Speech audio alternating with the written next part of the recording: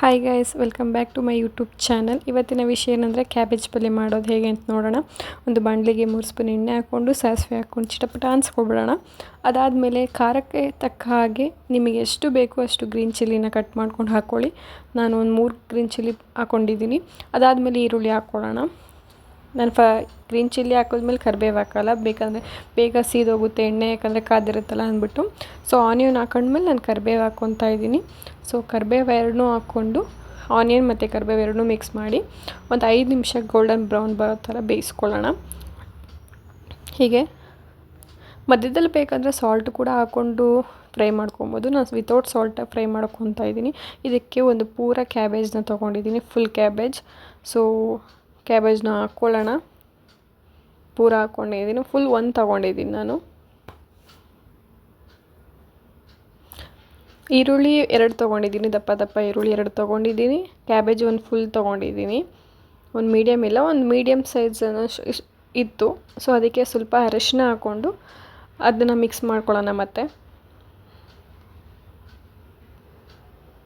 ಯಾರೆಲ್ಲ ನನ್ನ ಯೂಟ್ಯೂಬ್ ಚಾನಲ್ನ ಸಬ್ಸ್ಕ್ರೈಬ್ ಮಾಡಿಲ್ಲ, ಪ್ಲೀಸ್ ಸಬ್ಸ್ಕ್ರೈಬ್ ಮಾಡಿ, ಹಾಗೆ ಬೆಲ್ಲೈಕನ್ನ ತೊಗೊಳ್ಳಿ. ನಾನು ಏನೇ ವಿಡಿಯೋ ಮಾಡಿದ್ರು ಫಸ್ಟ್ ನಿಮಗೆ ನೋಟಿಫಿಕೇಷನ್ ಬರುತ್ತೆ. ಯಾರೆಲ್ಲ ಇನ್ನೂ ಸಬ್ಸ್ಕ್ರೈಬ್ ಆಗಿಲ್ಲ, ಪ್ಲೀಸ್ ಸಬ್ಸ್ಕ್ರೈಬ್ ಆಗಿ ಆ್ಯಂಡ್ ಸಪೋರ್ಟ್ ಮಾಡಿ. ಈ ವಿಡಿಯೋ ಇಷ್ಟ ಆದರೆ ಲೈಕ್ ಮಾಡಿ. ಇದನ್ನು ಮಿಕ್ಸ್ ಮಾಡಿಕೊಂಡು ಅರಿಶಿನ ಹಾಕ್ಕೊಂಡು 10 ನಿಮಿಷ ಬೇಯಿಸ್ಕೊಳ್ಳೋಣ. ಅದನ್ನು ಹಾಗೆ ಬೇಯಿಸ್ಕೊಳ್ಳೋ ಮುಂಚೆ 5 ನಿಮಿಷಕ್ಕೂ ತೆಗೆದು ಓಪನ್ ಮಾಡಿದಿಂದ ಅಂಟಿಟ್ಕೊಳ್ಳೋ ಕಾರಣ ಇರುತ್ತೆ. ಸೊ ಅದನ್ನು ಮತ್ತೆ ತೆಗೆದು ನಾನು ಮಿಕ್ಸ್ ಮಾಡ್ಕೊತಾ ಇದ್ದೀನಿ. ಮಿಕ್ಸ್ ಮಾಡ್ಕೊತ ನೋಡಿ ಗೊತ್ತಾಗುತ್ತೆ ಅಲ್ಲೇ ನಿಮಗೆ ಬೆಂದಿದೆಯಲ್ಲ ಅಂತ. ಇನ್ನೂ ಸ್ವಲ್ಪ ಬೇಯಬೇಕಿದು. ಸೊ ನಾನು ಮತ್ತೆ ಇದನ್ನು ಕ್ಲೋಸ್ ಮಾಡಿ ಬೇಯಿಸ್ಕೊತೀನಿ ಒಂದು 5 ನಿಮಿಷ.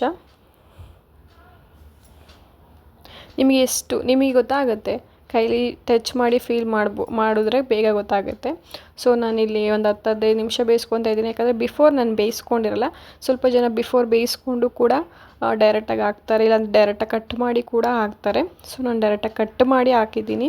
ಸೊ ನೋಡಿ ಇಲ್ಲಿ ಈ ಥರ ನಾನು ಚೆಕ್ ಮಾಡ್ಕೊತಾ ಇದ್ದೀನಿ ಬೆಂದಿದೆಯಾ ಇಲ್ವಾ ಅಂತ. ಒಂದು 10-15 ನಿಮಿಷ ಬೇಯಿಸಿದ್ದೀನಿ ನಾನು. ಸೊ ಈ ಬೆಂದಿದೆ ಇದಕ್ಕೆ ನಾನು ಸಾಲ್ಟ್ ಹಾಕಿದ್ದೀನಿ, ಹೇಳೋದನ್ನ ಮರ್ತೋಗಿದ್ದೀನಿ.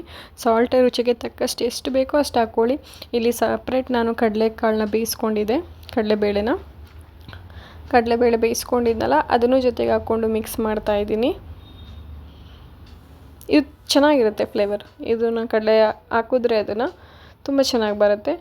ಅದಕ್ಕೆ ಸ್ವಲ್ಪ ಕೊತ್ತಂಬರಿ ಹಾಕ್ತಾಯಿದ್ದೀನಿ, ಫೈನಲ್ ಟಚ್ ಬೇಕಲ್ಲ. ಸೊ ಕೊತ್ತಂಬರಿ ಹಾಕ್ಕೊಂಡು ಹಾಗೆ ಸ್ವಲ್ಪ ಹಸಿ ಕಾಯಿ ಇರುತ್ತಲ್ಲ, ಆ್ಯಕ್ಚುಲಿ ನಾನು ಫ್ರಿಜ್ಜಲ್ಲಿ ಇಟ್ಟಿರೋ ಕಾರಣ ಅದು ಹಂಗೆ ಆ ಥರ ಆಗಿಬಿಟ್ಟಿದೆ. ಹಸಿ ಕಾಯಿ ತೊಗೊಂಡು ಅದ್ರ ಮೇಲೆ ಜಸ್ಟ್ ಹಾಗೆ ಒಂದು ಡಿಸೈನಾಗೆ ಹಾಕಿದ್ರೆ ಚೆನ್ನಾಗಿರುತ್ತೆ. ಸೊ ಟೇಸ್ಟ್ ಇವಾಗ ಡಿಫ್ರೆಂಟ್ ಆಗುತ್ತೆ. ಕಡಲೆಬೇಳೆ ಹಾಕಿದ್ದೀವಿ ಬೇಯಿಸಿರೋದು, ಮತ್ತು ಕಾಯಿ, ತೆಂಗಿನ ತುರಿ ಮತ್ತು ಕೊತ್ತಂಬರಿ ಹಾಕಿರೋದ್ರಿಂದ ಡಿಫ್ರೆಂಟ್ ಫ್ಲೇವರ್ ಸಿಗುತ್ತೆ.